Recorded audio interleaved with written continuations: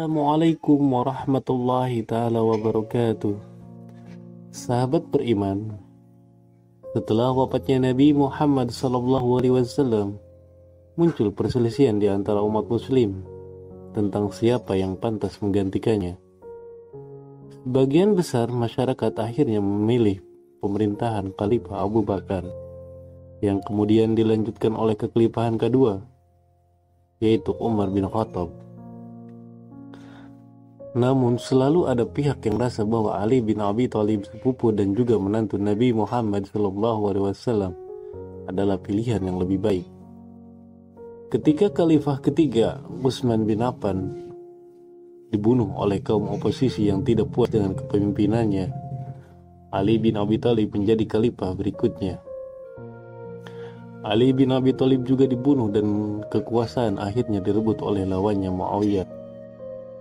Pada saat yang sama, kaum muslimin di Kufah segera membaiat Hasan bin Ali sebagai khalifah selanjutnya untuk menghindari perang perebutan kekuasaan lebih lanjut antara Muawiyah dan Hasan bin Ali. Kedua belah pihak sepakat mendatangani perjanjian Hasan dan Muawiyah. Salah satu isi perjanjian tersebut menyatakan bahwa kursi kekhalifahan akan diberikan kepada Hasan apabila Muawiyah meninggal lebih dulu. Namun, Sayyidina Hasan bin Ali wafat terlebih dahulu karena diracun tiada lain oleh istrinya sendiri, yaitu Zaddah bin al-Ashad. Sudah membela dan mengkhianati suaminya sendiri karena sudah dihasut oleh Muawiyah dan diiming akan dinikahkan dengan anaknya Yazid bin Muawiyah. Maka perjanjian tersebut oleh pihak Muawiyah dianggap batal. Lantas Muawiyah berusaha memastikan bahwa putranya Yazid akan diterima sebagai khalifah berikutnya. Berbeda dengan proses pemilihan khalifah sebelumnya, Muawiyah meminta semua pendukungnya untuk bersumpah setia kepada Yazid. Setelah naik tahta, Yazid menulis surat kepada gubernur Madinah agar menuntut kesetiaan dari Husain bin Ali, yaitu adik Hasan bin Ali.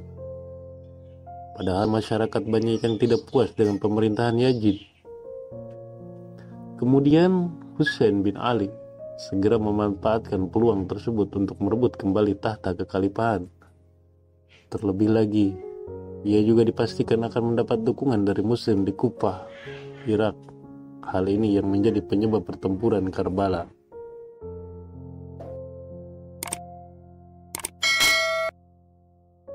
Mengetahui rencana Husain bin Ali, Yazid langsung mempersiapkan pasukannya yang diperkirakan berjumlah 3.000 hingga 5.000 orang. Yazid sendiri tidak berpartisipasi dalam pertempuran dan mempercayakan tanggung jawab pemimpinan perang kepada sepupu Ubaidillah bin Ziyad. Pada tanggal 3 bulan Sya'ban, yaitu tahun 60 Hijriah atau 9 September pada tahun 680 Masehi, Sayyidina Husain bin Ali meninggalkan Mekah bersama sekitar 100 pendukungnya yang terdiri dari anggota keluarga terdekat Nabi Muhammad SAW, termasuk wanita dan anak-anak. Di perjalanan, rombongan ini mendapat kabar buruk bahwa Kufah telah berhasil dibungkam oleh Yazid. Kendati demikian, para pendukung Husain tidak gentar dan melanjutkan perjalanan mereka ke Kufah. Disebutkan dalam kitab Tariqul Ulama yang diriwayatkan oleh Imam Suyuti, ketika Husain dikejar oleh pasukan Yazid, Sayyidina Husain bin Ali pada malam hari ziarah ke makam Nabi Muhammad SAW. Disebutkan dalam kitab Wal Hidayah Wal Hinayah, Sayyidina Husain sampai di pusaran makam Rasulullah SAW.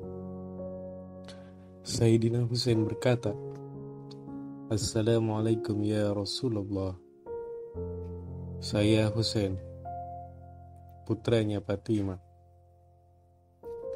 anaknya putri engkau ya Rasulullah, dan aku adalah cucumu yang kau tinggalkan kepada umatmu. Wahai Rasulullah, ketahuilah umatmu mencaci saya, umatmu meninggalkan hak-hak saya. Saksikanlah wahai kakekku, bahwa aku mengadu kepadamu sampai di hari aku berjumpa denganmu di yaumil qiyamah. Selesai ziarah, Sayyidina Husain bin Ali tidak langsung meninggalkan tempat pemakaman kakeknya Rasulullah Sallallahu Alaihi Wasallam. Beliau kemudian salat di samping pusaran makam kakeknya, yaitu Nabi Muhammad Sallallahu Alaihi Wasallam, dengan khusyuk sampai dia tertidur. Rasulullah Sallallahu Alaihi Wasallam mendatangi beliau dalam mimpinya dan mengatakan kepada Husain bin Ali, "Wahai cucuku, ketahuilah mereka yang akan membantaimu dan pengikutmu dengan anak-anakmu, keponakanmu, dan keluargamu. Mereka semua aku haramkan syafaatku di yaumil qiyamah." Selesai sholat subuh, Sayyidina Husain bin Ali berangkat dengan keluarga serta pengikutnya yang berjumlah kurang lebih 100 orang menuju ke Kufah. Sesampainya di wilayah yang disebut Karbala, kemudian Sayyidina Husain memanggil pengikutnya dan berkata kepada mereka, "Wahai saudaraku, kita akan menghadapi pasukan yang besar dan pasti kita akan terbunuh. Siapa di antara kalian yang ingin pulang, maka pulanglah. Saya ikhlaskan, karena mereka hanya mencari saya, bukan kalian." Lalu pengikut Sayyidina Husain bin Ali berkata, "Wahai Sayyidina Husain, seandainya kami pulang, kemudian mereka membunuhmu, membantai keluarga dan anak-anakmu, nanti kami bicara apa di yaumil qiyamah kepada kakekmu, kepada ibumu, kepada ayahmu?" Dan sebagian dari mereka berkata, "Kami ingin cepat-cepat berkumpul dengan kakekmu, yaitu Nabi Muhammad SAW, ayahmu Ali bin Abi Thalib, ibumu Fatimah Az-Zahra." Dan pada keesokan harinya, menjelang waktu zuhur, Sayyidina Husain bin Ali beserta pengikutnya sudah dikepung oleh tentara pasukan kaum Yazid yang berjumlah 3.000 orang. Pada waktu sholat zuhur, ada salah satu pengikutnya Sayyidina Husain yang bernama Abu Tamamah. Beliau berkata, "Wahai Sayyidina Husain, mari kita sholat terakhir. Setelah sholat zuhur ini, maka kita tidak." Maka ketika itu Sayyidina Husain bin Ali mengiyakan permintaan Abu Tamamah. Kemudian Sayyidina Husain dan pengikutnya sholat berjamaah. Walaupun dalam keadaan perang, sholat mereka khusyuk, padahal di depan mereka ada 3.000 pasukan yang dipimpin oleh Umar bin Syad Hima. Tapi sholat mereka tetap, karena mereka pewaris surga Firdaus. Selesai sholat berjamaah, terjadilah pertempuran atau pembantaian yang tidak seimbang. 3.000 pasukan musuh melawan 72 orang. Hampir semua pengikut Sayyidina Husain gugur dan mati syahid. Kemudian datanglah dua keponakan Sayyidina Husain ke hadapan beliau, yaitu Ahmad dan Qasim bin Hasan bin Ali, yaitu anak dari Sayyidina Hasan bin Ali. Lalu mereka berkata, "Wahai paman, izinkan saya untuk menghadapi musuh sendiri." Maka Sayyidina Husain mengizinkan Qasim untuk berperang. Lalu Qasim sendirian menghadapi musuh dan berhasil membunuh 18 musuh. Pada saat itu mereka berperang dalam keadaan kehausan karena sumber air yang ada di sungai Elfrat dijaga oleh pasukan Yazid. Pada saat itu anak yang terkecil Sayyidina Husain yang berada di dalam kemah yang berumur 6 bulan sudah 3 hari 3 malam belum meminum air sama sekali. Kemudian anak itu menangis. Pada saat itu Sayyidina Husain terkenyuh hatinya, tidak kuat mendengar suara tangisan anaknya yang paling kecil di dalam kemah. Kemudian Qasim terbunuh. Lalu kakaknya dari Al-Qasim menghadap, yaitu Ahmad bin Ali. Pada saat itu mereka barulah berumur 14 tahun. Lalu Ahmad meminta izin untuk menghadapi musuh sendirian, menyusul adiknya yang sudah terbunuh. Lalu Sayyidina Husain mengizinkan Ahmad bin Hasan maju untuk menghadapi musuh. Pertempuran pun terjadi pada saat itu. Ahmad bin Hasan berhasil membunuh puluhan pasukan musuh. Kemudian Ahmad bin Hasan kembali menghadap ke Sayyidina Husain dan berkata, "Wahai paman, aku kehausan." Dan Sayyidina Husain menjawab, "Sabar wahai anakku, sebentar lagi kamu akan meminum." Kemudian Ahmad melanjutkan pertempuran dan akhirnya Ahmad bin Hasan pun terbunuh. Kemudian datang saudara tiri Sayyidina Husain ke hadapan beliau bernama Abbas bin Ali. Kemudian dia berkata kepada Sayyidina Husain, "Wahai Sayyidina Husain, izinkan saya mengambil air untuk para wanita dan anak-anak di tenda. Mereka kehausan." Maka Sayyidina Husain mengizinkan Abbas bin Ali untuk pergi mengambil air. Sebelum diizinkan, Sayyidina Husain menangis melihat Abbas bin Ali karena beliau sangat sayang kepada saudara tirinya itu. Karena ketika Abbas bin Ali lahir, yang pertama dia lihat adalah wajahnya Sayyidina Husain bin Ali. Setelah sampai di sungai, yaitu sungai Efrat, sudah banyak pasukan yang berjaga di sungai itu. Kemudian Abbas bin Ali mengambil air dimasukkan ke dalam wadah yang diisi penuh. Setelah selesai, Abbas bin Ali sudah dihadang oleh pasukan musuh. Kemudian pasukan itu bertanya, "Mau apa engkau?" Abbas bin Ali menjawab, "Saya hanya mengambil air untuk saya kasihkan ke perempuan dan anak-anak yang ada di tenda. Kasihan mereka sudah 3 hari 3 malam tidak meminum air."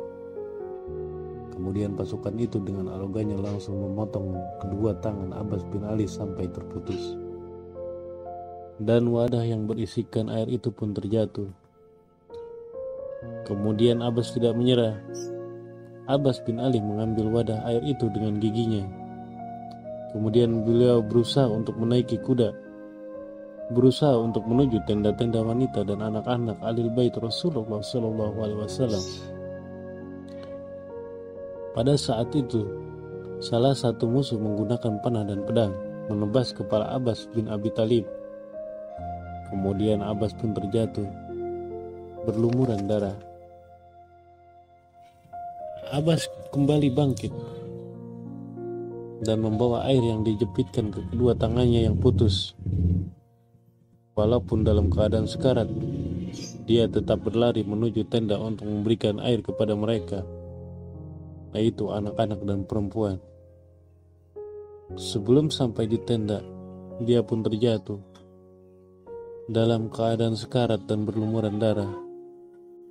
Kemudian Sayyidina Husain datang menghampiri beliau.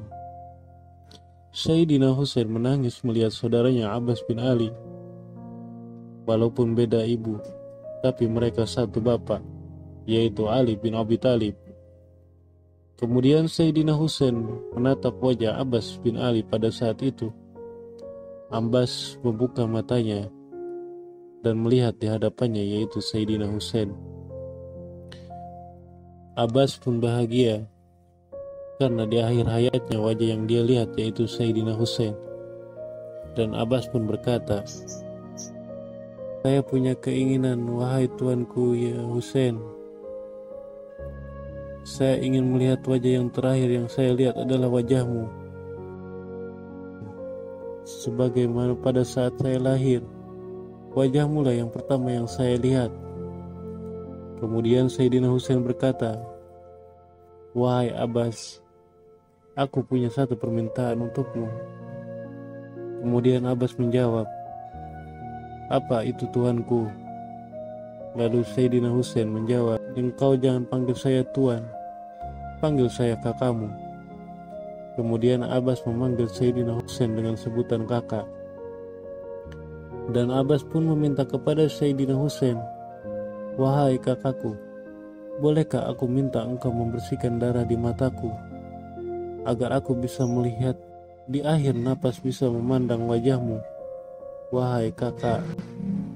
Lalu Sayyidina Husain membersihkan matanya yang tertutup darah. Kemudian Abbas memandangi wajah Sayyidina Husain sampai menghembuskan napas terakhir. Setelah semua pengikut Sayyidina Husain wafat di padang Karbala, tinggallah beliau sendiri dan perempuan bersama anak-anak di dalam tenda.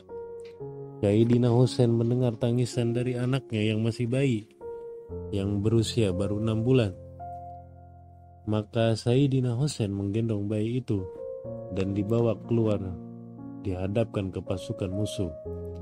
Sayyidina Husain meminta kepada mereka belas kasihan. Sayyidina Husain berkata, "Wahai musuh-musuhku, ini bayi yang kecil tidak berdosa. Jika kalian punya hati, tolong berikan sedikit air kepada bayi ini." Tapi kemudian apa yang terjadi? Bukan air yang didapat, melainkan melesatnya anak panah ke dada bayi kecil yang tidak berdosa. Maka larilah dalam tenda saudara dari Imam Husain, yaitu Zainab, untuk mengambil bayi tersebut. Kemudian Sayyidina Husain berkata kepada adiknya, "Wahai Zainab, tadi malam aku bermimpi bahwa kakek kita Rasulullah SAW, ayah dan ibu kita sudah menanti kedatangan kita. Maka izinkan aku untuk menghadapi musuh-musuh kita." Kemudian Sayyidina Husain pun maju menghadapi musuh-musuhnya. Melihat Sayyidina Husain maju, pasukan musuh takut. Sebagian di antara mereka malu, sehingga ada seseorang yang tadinya musuh berbelot arah menjadi mendukung Sayyidina Husain, yaitu yang bernama Qurrah beserta anaknya. Pada saat itu Qurrah melihat wajah Sayyidina Husain seperti melihat wajah Nabi Muhammad SAW. Maka dia meminta maaf ke Sayyidina Husain, dan dia pun berkata, "Saya di antara orang-orang yang menyurati engkau untuk datang ke Kufah. Maka izinkan saya untuk membelamu, dan ini anak saya, untuk membalas kesalahanku kepadamu." Kemudian Sayyidina Husain memaafkannya dan mengizinkan Qurrah melawan pasukan Yazid. Melawan pasukan Yazid, Qurrah membunuh 80 orang musuh sendirian. Tapi pada akhirnya Qurrah pun harus gugur, tidak keluar karena tidak kuat melawan musuh yang terlalu banyak. Kemudian kepalanya dipenggal. Begitupun juga dengan anaknya. Tinggal Sayyidina Husain sendiri. Dan pada saat itu Sayyidina Husain mengatakan, "Kalau saya harus mati syahid hari ini, saya mengorbankan nyawa saya dan agama kakek saya Nabi Muhammad SAW bisa tegak. Saya rela dan ikhlas walaupun harus mengorbankan nyawa saya demi Islam." Kemudian melihat Sayyidina Husain maju dari pihak musuh, yaitu Samiri, Ibnu Ziyad, Umar bin Sa'ad. Mereka mengatakan, "Kita maju 1 lawan 1 tidak berani." Dan mereka mengusulkan untuk membuat 3 kelompok. Kelompok pertama dengan panah, kelompok kedua melempar batu dengan api, kelompok ketiga pasukan membawa pedang. Dan kemudian mereka menyerang Sayyidina Husain secara bersama-sama. Dan akhirnya Sayyidina Husain pun tumbang. Puluhan anak panah menancap dari depan sampai menembus ke punggung beliau. Dan saking banyaknya panah yang menancap di badan Sayyidina Husain, punggung beliau terlihat seperti duri-duri landak yang menonjol keluar. Kemudian beliau tersungkur dan terjatuh sampai menopang pada pedang yang digenggam beliau, yaitu pedang Zulfikar. Jubah yang beliau pakai adalah jubah kakeknya Nabi Muhammad SAW. Pada saat itu musuh mengelilingi tubuh beliau dengan berkendara kuda. Kemudian Ibnu Ziyad memerintahkan dua orang, yaitu Rubai dan Sanan bin Anas. Ibnu Ziyad berkata, "Kalian berdua dekati Husain dan penggal kepalanya." Kemudian keduanya mendekati Sayyidina Husain. Setelah melihat wajah Sayyidina Husain, mereka tidak berani dan memundur. Lalu Ibnu Ziyad berkata, "Kenapa kalian mundur?" Mereka menjawab, "Kami tidak berani. Ini cucu Nabi Muhammad SAW. Kami takut." Lalu kemudian Samiri, manusia yang paling jahat, menawarkan diri untuk memenggal Sayyidina Husain. Dia sudah dibayar oleh Ibnu Ziyad dan Yazid. Kemudian Samiri mendatangi Sayyidina Husain yang sudah terbaring, dan Samiri duduk di atas dada Sayyidina Husain. Kemudian Sayyidina Husain melihat wajahnya dan bertanya, "Siapa kamu?" Samiri menjawab, "Saya Samiri." Kemudian Sayyidina Husain bertanya kembali, "Kamu kenal saya?" Dan Samiri menjawab, "Oh tentu, kamu Husain, cucu Nabi Muhammad SAW, putra Fatimah Zahra, anak Ali bin Abi Thalib. Tapi saya tidak peduli. Saya harus tetap memotong kepala engkau, karena saya sudah dibayar oleh Yazid bin Muawiyah untuk memenggal kepalamu." Maka pada saat itulah Samiri mulai memotong leher sebagian depan Sayyidina Husain, tapi tidak terpotong. Karena semenjak Sayyidina Husain masih kecil, kakeknya Nabi Muhammad SAW selalu mencium leher bagian depan Sayyidina Husain. Begitu pula dengan kakaknya, yaitu Hasan bin Ali. Beliau selalu Sayyidina Hasan bin Ali. Karena Nabi Muhammad SAW telah diberitahu oleh malaikat Jibril bahwa kedua cucu kesayangannya akan dibunuh dengan cara dipenggal dan diracun. Kemudian Samiri memotong leher bagian belakang Sayyidina Husain. Maka terpisahlah badan dan kepala Sayyidina Husain. Karbala menjadi saksi bisu pembantaian para ahli bait Rasulullah SAW. Wafatnya Sayyidina Husain dan Hasan menjadi luka yang bagi penduduk Kufah. Kekuasaan sekelompok kaum tega menghabisi keturunan Nabi Muhammad SAW. Semoga ini menjadi pelajaran untuk kita. Terima kasih banyak. Wassalamualaikum warahmatullahi wabarakatuh.